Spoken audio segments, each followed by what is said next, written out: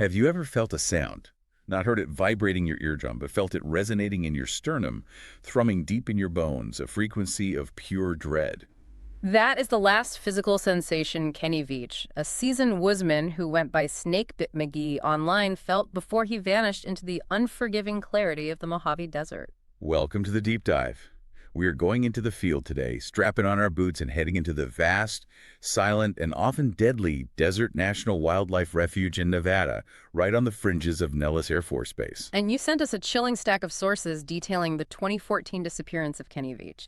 This is a case that it seems to defy simple logic at every turn. It really does. So our mission today is to unpack the evidence surrounding his quest for what seems like a geographical impossibility, a secret cave that allegedly vibrated with this unique and, well, terrifying frequency. Right, and we aren't just looking for standard trail reports or, typical missing persons logistics. We are looking for the science of silence, the source of that hum, and whether Kenny Veach was lost to the earth. Or to something that actively managed his disappearance.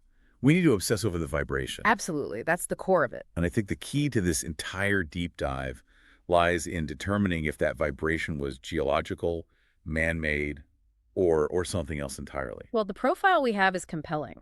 A seasoned solo hiker vanishes while chasing a comment he himself made on a YouTube video. Which is such a strange catalyst.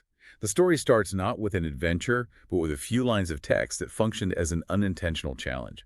Let's unpack this crucial setup. To really understand the weight of his actions, we have to establish who Kenny Veach was. He wasn't some amateur. Not at all. He wasn't some fly-by-night adventurer or an aspiring writer of, creepypasta. The sources are unanimous. He was a genuine long-distance hiker and woodsman. Known for his endurance. Exactly. Physical endurance, his comfort with solitude, and his ability to handle the most punishing terrains of the American Southwest. This was a pragmatist of the wilderness. And that grounding is what makes his account so much harder to just dismiss. It doesn't sound like he's prone to fantasy or heat stroke. It makes it much harder to dismiss, yes. And the geography here, it just lends itself to paranoia. We are setting the scene in the Mojave Desert near the Sheep Mountains. This area is, well, it's crisscrossed by military airspace. It's right next to the Nevada Test and Training Range. You're in the general orbit of high-security installations. For sure. The sources describe it perfectly as a place of brutal, unblinking clarity. The desert here doesn't just tolerate mistakes, it violently punishes them. And it certainly doesn't naturally invent perfect geometric anomalies. No. And that context leads us directly to the key piece of evidence, which is, ironically, nothing physical at all. It's a simple comment left on a YouTube video back in 2014. On a video called Son of an Area 51 Technician, of all things. Which just adds a whole other layer. This brief text is the absolute catalyst for everything that followed, and we have to treat it as a foundational, if disturbing, piece of forensic evidence. It is essentially Kenny's digital epitaph. I want us to read this slowly, deliberately, and carefully. Listen to not just what he claims he found, but the type of terror he felt. It's a very specific description. I am a long-distance hiker. One time during one of my hikes out by Nellis Air Force Base, I found a hidden cave. The entrance to the cave was shaped like a perfect capital M. A perfect capital M. I always enter every cave I find, but as I began to enter this particular cave, my whole body began to vibrate. The closer I got to the cave entrance, the worse the vibrating became. Suddenly, I became very scared and hightailed it out of there. That was one of the strangest things I ever expected to happen to me. What is so compelling about that account is the lack of traditional supernatural elements. Right. He didn't describe a ghost. He didn't describe a strange animal. There was no cryptic warning, no flashing lights. His terror was rooted in a completely physical sensation. A physical frequency. That's the anomaly we need to obsess over because it speaks to physics, not folklore. It's a resonance, a deep infrasonic hum that bypassed the ears completely and went straight for the central nervous system. The sources really stress this distinction. He wasn't describing an apparition. He was describing an internal biological response to an external wave. And if we look at this through the lens of physics, the concept of resonance becomes central. When an external frequency matches the natural frequency of an object, energy transfer is maximized. It's like an opera singer shattering a wine glass. Exactly. Kenny's report suggests that this M cave, this geographical oddity, was somehow geometrically or dynamically tuned to the frequency of human biology. It was vibrating him. Which means we are talking about a location that is structurally optimized, either by nature or by design, to amplify a subtle frequency until it becomes something profoundly physical. A weapon of sensation against the human body. And this leads us directly into the science of why that sensation would trigger pure dread. This is where the information in our sources provides a truly fascinating twist. Because he described a specific, scientifically documented phenomenon, even if he didn't use the precise terminology. Exactly. Infrasound. This is the key to the entire mystery, and why I believe he stumbled onto something far more structured than a simple hole in the ground. Infrasound is the scientific term for low-frequency sounds, specifically sounds that fall below the 20 hertz threshold, which is the generally accepted lower limit of human hearing. Your ears just can't pick it up. Right. The mechanism isn't built for it. Instead, the body itself becomes a receptor, and the effects on the human system are deeply unsettling, perfectly mirroring Kenny's account of overwhelming dread and vibration. And when we look at the documented effects of these frequencies, they align almost perfectly with his experience. The sources detail several documented physiological and psychological impacts. And they're often studied in controlled environments or during, powerful storms or volcanic eruptions. First and most immediate, there is that intense, overwhelming feeling of panic, anxiety, or a profound, unexplained sense of presence. And this is not just superstition. This feeling of impending doom is often linked to the fact that these very low frequencies, particularly around 7 to 12 hertz, can resonate powerfully with the natural frequency of our internal organs. Especially the chest and stomach. Exactly. So when Kenny says his whole body began to vibrate, that is not hyperbole. That is a documented biological response. Infrasound can cause the rib cage and internal viscera to physically vibrate.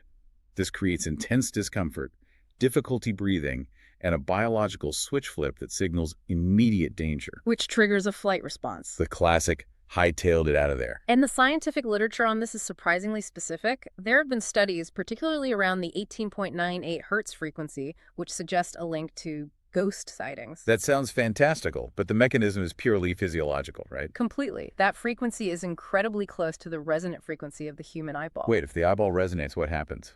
When the eye vibrates, it can lead to perceived movement, shadows at the edge of your vision, or even the brief, unsettling appearance of non-existent shapes. So it's a form of optical illusion triggered purely by physical vibration. Yes. So even if Kenny didn't see a monster, the M-Cave could have been actively causing him to perceive movement or shadows in his peripheral vision, which just doubles down on the primal fear caused by the organ resonance in his chest. It's a holistic sensory attack. It is.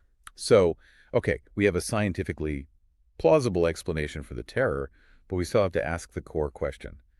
Was the M-Cave a natural geological phenomenon or something else entirely? Well, the logical grounding interpretation is that it's natural. I mean, the Mojave is full of dramatic limestone formations, deep canyons, fissures. So wind blowing over a specific crevice could, in theory, create a hum. Theoretically, yes. The cave acts like a massive resonator, tuned by the wind and terrain to exactly the frequency that maximizes human distress. A giant, naturally occurring organ pipe. But the detail that resists that simple answer is the geometry. The perfect capital M shape. Natural erosion tends toward the chaotic, the rounded. A perfect geometric shape suggests a very intentional structure, doesn't it? It does, or at least a highly unusual feature, which pushes me away from the purely accidental geology theory and back toward the possibility of structured, perhaps controlled resonance. And this inherent contradiction, plausible science but implausible geometry, is exactly what the digital world seized upon. Before he could even explore it himself. Oh, yeah. Before Kenny could explore the nuance of natural versus engineered frequency, he ran straight into the digital firing squad. Ah, yes. The predictable, immediate, and profound skepticism of the internet. The internet reacted with predictable fury. They called him a liar. They accused him of seeking attention, of having heat stroke hallucinations, or inventing a creepypasta. The pressure cooker started immediately. It was the age-old armchair explorer challenge, delivered with digital venom. Find it again. Take a camera. Prove it exists. This analysis of Kenny's motivation is crucial to understanding his later fatal decisions. I mean, he was a seasoned outdoorsman who derived a great deal of his self-worth from his capabilities. And his connection to the wild, right? So being publicly called a fake by a legion of skeptics sitting in climate-controlled rooms was a profound challenge to his validation and his self-image. The sources suggest this quickly transitioned from simple curiosity to a consuming obsession.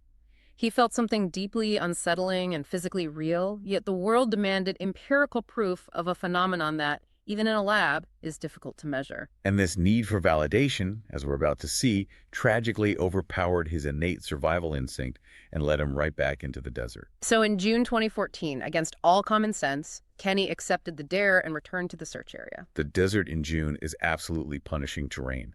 The sources specify the temperatures were soaring around 110 degrees Fahrenheit. This was not a pleasant hike. This was a grueling expedition designed purely to validate his own sanity and silence his online critics. And he went to great lengths to document this first return trip. He showed his gear, his trek, the physical effort. He wanted the world to see he was serious. He was meticulously searching the punishing landscape near the Nellis bombing range. He found other cracks, other fissures, shallow alcoves in the limestone. But nothing with that distinct, perfect M shape. And certainly nothing that produced that low, bone-shaking vibration he had experienced. The video of this failed search, which he posted online, it just emboldened the skeptic. Oh, completely. They didn't see a man struggling against the terrain and the heat. They saw a man failing to deliver on a profound promise. Commenters accused him of trolling, of manufacturing a mystery. Or even intentionally missing the spot to prolong the attention. Right, and that's when the shift in tone occurred, a psychological fracture. Kenny was no longer a hiker sharing an interesting story. He was a man obsessed with a phantom. He began to talk about the vibration again in his comments, describing it as feeling not of this world. The search for the M cave was no longer about simple documentation. It became a consuming internal need to understand the source of that frequency, regardless of the danger. What's fascinating here is that the pursuit of the anomalous, especially when you've had a powerful physical experience and been publicly doubted, can become its own form of tunnel vision. It's almost a form of psychological capture, you know? Yeah. That need for validation can override even the basic tenets of wilderness safety and common sense. He became determined to find that spot again, willing to risk everything. Which brings us to the final, fatal attempt in November. By November 10th, 2014, the oppressive heat of the summer had finally broken. It was replaced by the biting, deceptive chill of the Mojave autumn. And this shift is a critical detail. While the heat risk was mitigated, the cold still demands tremendous physical effort, and the deceptive clarity of the air can make distances and landmarks feel closer than they truly are. And the online chatter had intensified. The skepticism, the challenges they had reached a fever pitch. So Kenny made his final post, stating clearly that he was going back to find the M, and this time he was bringing back definitive proof. His preparation for this third and final trip, it demonstrated a strange duality that confuses investigators to this day. He was a veteran woodsman, yet he made decisions that suggested either profound desperation or, crucially, an expectation of encountering something actively hostile, not just wilderness dangers. Let's look closely at that gear list, because it's highly revealing of his mindset. He took basic survival supplies, a cell phone, a handheld video camera, all logical for documenting a discovery. But the most striking item was the 9mm handgun. We need to stop there. A handgun is not standard equipment for documenting a geological feature. It signals preparation for a confrontation. Or, tragically, preparation for self-harm. That's the other possibility. Yeah. And yet, at the same time, he made a staggering logistical mistake that a seasoned hiker should never make. He did not take a GPS or a reliable satellite communicator. He only gave a general area hidden valley near the Sheep Mountains. If he was setting out to find something so specific, something so elusive, failing to record precise coordinates or carry a dependable tracker is an extraordinary risk. It's almost as if he wanted to find it, but was indifferent to whether he was found. The environment itself added to the eeriness. Searchers later remarked on the dead silence of that specific region, an acoustic vacuum. If he was hunting for that bone-shaking frequency, the silence was the perfect, pristine backdrop. It was the canvas needed for a single, profound sound to make an unforgettable impact. And 3 days later, the dread turned cold and hollow. The search began. Search and rescue teams began scouring the Desert National Wildlife Refuge. They weren't looking for a trail. They were looking for a man who had intentionally or accidentally walked off the map. And what they found near the end of the initial search area was profoundly chilling. A digital ghost near a physical trap. They located his cell phone near an abandoned vertical mine shaft. This type of shaft, common in Nevada's mining history, is often referred to in the sources as a glory hole. And for clarity, a glory hole in this context is not a shallow pit. It's an old, often unstable vertical drop, sometimes hundreds of feet depth, cut directly into the limestone. They are lethal, concealed, and extremely common in this region. And the phone. This detail defies a simple panic-induced accident. The phone was not damaged. It hadn't been dropped or tossed in desperation. It was simply resting, undisturbed, near the lip of this abyss. For a survivalist, leaving your phone, your vital link to the world, is a complete self-imposed death sentence in the Mojave. But the most unnerving piece of the discovery was the chilling absence of data. Investigators found the device, powered it on, fully expecting, well, the footage Kenny promised to die for. Or at least a GPS track of his final moments. But the phone was empty. There was no new footage from the November 10th hike. No pictures. No last-minute voice memos. It was as if he had reached the threshold of whatever he was pursuing and deliberately, or forcefully, stopped being a digital entity. The absence of data feels like a profound, deliberate erasure. And this is where the theories split. Right. Why leave the link to the world behind, but ensure it contained no proof of your destination? If this was a staged exit, as some suggest, the phone serves as a final, misleading breadcrumb to draw the search away from his true location. But if he stumbled onto something he wasn't meant to see, something clandestine or even hostile, I argue the device was meticulously cleaned. It suggests external intervention. So he might have recorded everything. Exactly. He may have successfully recorded the M cave and the frequency, only for the evidence to be systematically erased by whoever managed his disappearance. And then the phone was placed near the glory hole as a way to misdirect the search efforts toward a tragic accident narrative. That's the essential fracture point. An empty phone sitting neatly next to a known danger, while the man and his firearm are nowhere to be found. It's a truly perfect modern mystery, a Rorschach test for our fears. The physical evidence is so minimal, an empty phone near a hole, but the anecdotal evidence is incredibly potent. The unique, terrifying vibration. So we have to now analyze the three leading theories generated by all this. Let's start with Theory A, the gravity of the Earth, the naturalist view. The simplest, most tragic explanation. Right, we have to confront the brutal reality of the Mojave. The Sheep Mountains, like the entire Basin and Range province of Nevada, are riddled with thousands of these abandoned glory holes and horizontal mine tunnels. They were dug hastily during the gold and silver rushes and then just left. Left unclaimed. They are concealed by shifting sand, brittle brush, and scree. The scenario is painfully plausible. Kenny, perhaps exhausted from the demanding trek, distracted by the silence. Or by the heightened state of alert brought on by his search. He simply stepped into the dark. The desert consumed him. The fact that search and rescue found his phone so close to a vertical mine shaft suggests he was exactly where he shouldn't have been. But then how do you explain the vibration that drew him there in the first place? Under this theory, it doesn't need to be supernatural or military. As we discussed earlier, the Great Basin is seismically active. The initial vibration Kenny felt could have been a localized microearthquake, or the slow groaning and shifting of deep tectonic plates. So common enough to provide a physical source for the frequency. Right. But what about the M shape?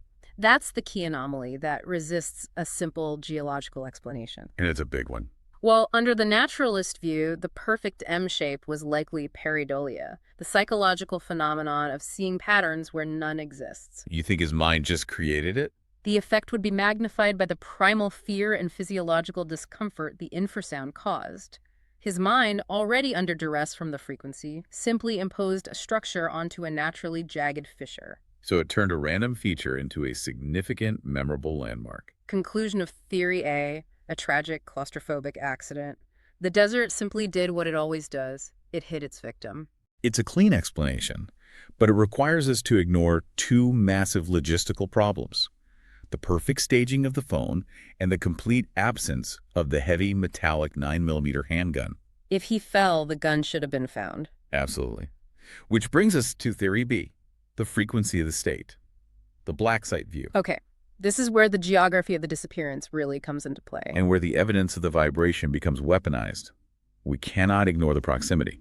Kenny was hiking on the absolute fringes of restricted airspace, right next to Nellis Air Force Base. This is ground zero for experimental, classified technology. Exactly. The official mandate in that area is always secrecy, testing, and defense. And the technology that precisely matches Kenny's highly specific experience of physical vibration exists. Military contractors have spent decades developing non-lethal weapons, or NLW. Designed specifically to deter trespass and create perimeters without resorting to lethal force. And the technical specifications of an infrasonic perimeter defense perfectly match Kenny's terrifying account.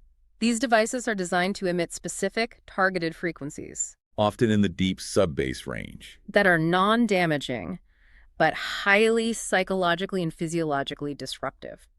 They cause immediate nausea, intense bowel distress, and, critically, that overwhelming, debilitating sense of impending doom. Which forces immediate panicked flight. If the vibration was an intentional man-made barrier, that would explain the intensity and the overwhelming immediate need to flee during the first encounter. Kenny's reaction wasn't just paranoia, it was a targeted physiological response to a non-lethal weapon designed to scare people out of the area permanently. That if we follow this thread, the M cave wasn't a cave at all. I believe it was a structure and intake vent, Yeah. a powerful geothermal exhaust, or an auxiliary entrance to a highly subterranean complex that requires constant ventilation. The vibration was simply the sound of a hidden, massive military world breathing. And if Kenny stumbled upon something he wasn't meant to see. He wasn't lost, he was managed.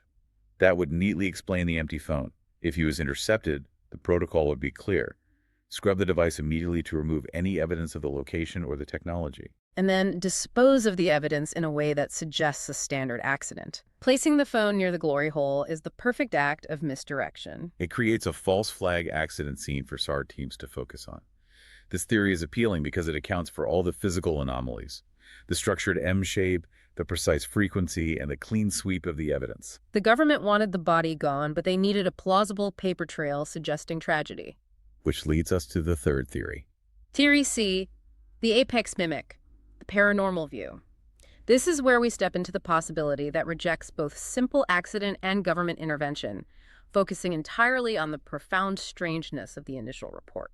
The highly unnatural geometry of the entrance coupled with the biological weapon of fear, that perfect capital M again. Right. Limestone erosion is typically erratic. A perfect geometric shape like that suggests either incredible coincidence or, as this theory posits, an intentional structure, a specialized opening designed to function. And this theory relies on the idea of aggressive mimicry. A known phenomenon in biology where a predator uses highly specialized lures to attract, or in this case, paralyze its prey. The M cave and the powerful frequency it emitted functioned as an organic geographical trap. If the cave is the mouth of something, the lure here is the infrasound. It serves a paralyzing function. It doesn't kill the prey immediately, but it floods the central nervous system with such profound fear and physical discomfort that it prevents the prey from thinking clearly or fleeing effectively. So the initial fear Kenny felt wasn't a psychological reaction to the unknown. It was a pure biological warning that he was standing in the mouth of a biological or perhaps ancient geological system that used frequency as a defense or hunting mechanism. And crucially, on his second, final trip, he was no longer fleeing. He was returning to the trap. Driven by that obsessive need for validation. Perhaps that original frequency left a deeper imprint, an unconscious memory that functioned as a homing beacon. The structure, the M cave, or whatever was inside, drew him back to the edge of the abyss where his phone was found. It implies an active, intelligent, non-human consumption of a victim.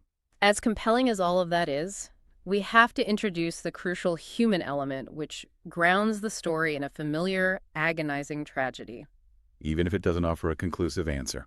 Years after the disappearance, a counter-narrative emerged from a comment left by Sherry Pilgrim, Kenny's longtime girlfriend. And this detail provides a stark and heartbreaking contrast to the sci-fi and black site theories. She revealed a painful truth that Kenny had been battling profound depression and had a history of occasionally going off the grid for days or weeks at a time to cope. This opens up the possibility that the M Cave mystery was not the cause of his disappearance, but merely the vehicle for it. The narrative of the Phantom Cave, the challenge from the internet, and the need for a dramatic final act could have been a way for him to exit a world he no longer wanted to inhabit. a manufactured purpose for his final journey. This theory suggests he chose to go out on his own terms in the place he loved most, which strongly supports the idea of a staged disappearance. The experienced woodsman in him would know exactly how to disappear permanently. He leaves the phone, the last obvious breadcrumb, near the conspicuous glory hole, Knowing search and rescue would focus their efforts there, while he deliberately walks miles in the opposite direction toward his true final resting place. ensuring his ultimate desire for solitude is honored. It's highly plausible, given the context of depression and the need to control the narrative of one's own ending. The experienced outdoorsman in him would know how to vanish if he truly desired permanent solitude.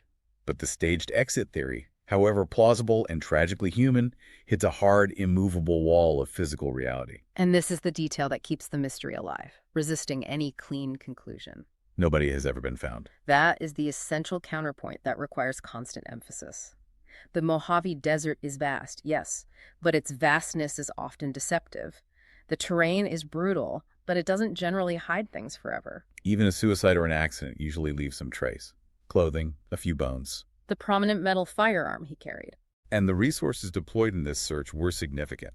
The Red Rock search and rescue teams are known for their proficiency and expertise in this exact, specific type of terrain. They used helicopters, grid searches, specialized recovery techniques. The fact that Red Rock SAR, a team that routinely recovers hikers and lost artifacts, could not recover a 6-foot-tall man carrying a large metallic 9mm handgun means he vanished completely. It prevents the staged theory from ever being conclusive.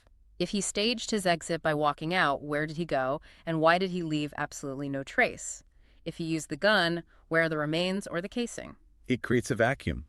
We are left with a man who was either swallowed whole by a very hungry piece of geometry, apprehended by a sophisticated, secret government technology designed to scrub evidence, Or successfully staged his death so perfectly that he defeated one of the most proficient SAR teams in the Southwest. The empty phone and the missing body are two sides of the same chilling coin. His final resting place remains a geographical and logical impossibility. So what does this all mean? We started with a physical vibration and ended with a profound, frustrating silence. We have the tension between the physical evidence, an undamaged empty phone near a known mine shaft, and the experiential evidence. The bone-shaking frequency that drew him there in the first place. The case of Kenny Veach, Snake Bit McGee, is a perfect paradox for our age of information. Was he a victim of the blind gravity of the Earth, or the highly managed, intentional frequency of the state?